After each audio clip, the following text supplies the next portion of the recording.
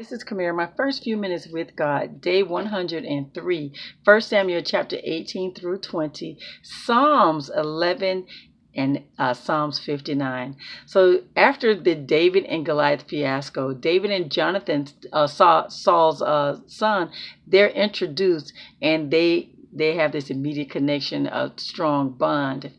Saul, he decides he don't want David to ever leave him, so David never goes back to his father.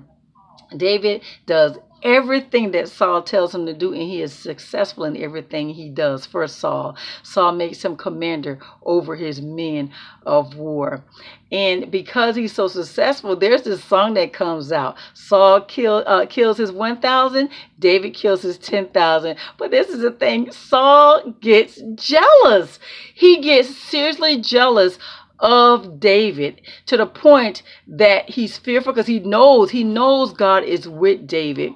And so what he does is he sends David out. He sent David out with 1,000 warring men out to battle. And again, the people of Israel, Judah, they love David. So what Saul does, he comes up with this plan. He wants David dead. He feels like David is one day going to take his kingdom. But anyway, he comes up with this plan. This is the thing. When David first beat Goliath, the reward was that he get Saul's oldest daughter. That never happened, but I believe it's because David was pretty humble and felt like he was worthy.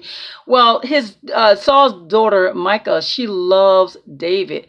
So what Saul says is, if you kill 100 Philistines, then you can get my daughter Michal. David is not really into it, doesn't feel like he's worthy, so he urges the men to prompt David, get him into it. So what he does is him and his men go and kill, hoping that the Philistines kill David.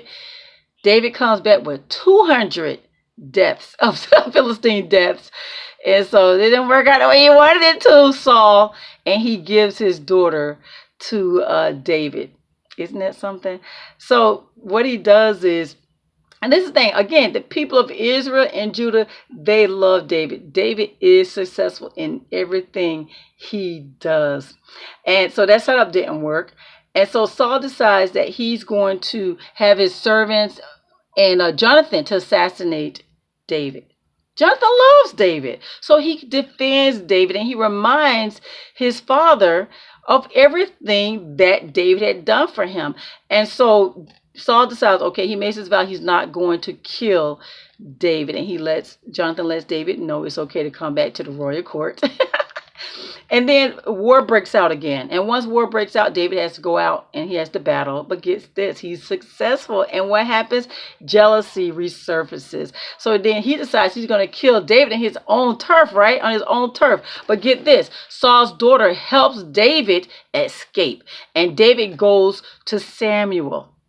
Saul hears that David is over where Samuel is. He sends his troops. Troops starts prophesying. Saul sends another set of troops. They start prophesying. Saul decides he's going to go. He starts prophesying.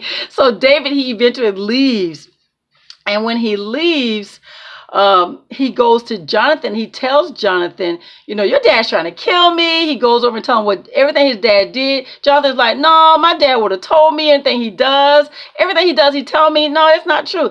So they come up with this plan to test Saul. And Jonathan, he vouches for why David didn't come to the festival. Eventually, Saul is enraged and want to kill his son because he feels like he's on David's side.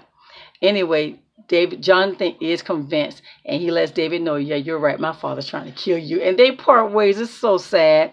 Well, anyway, at that point, that's when David writes the Psalms 11. And I'm going in chronological order, so you'll see this is when he writes the Psalm 11, and it starts with, I trust the Lord's protection for his protection. 59 starts with, rescue me, Lord, from my enemies. So there's a lot there. And guys, one thing, David knew he was supposed to be king, so I'm just saying he was still so humble about the whole situation. But there you have it, guys. Day 103, 1 Samuel chapter 18 through 20, Psalms 11, and Psalms 59. You have a God-filled blessed day.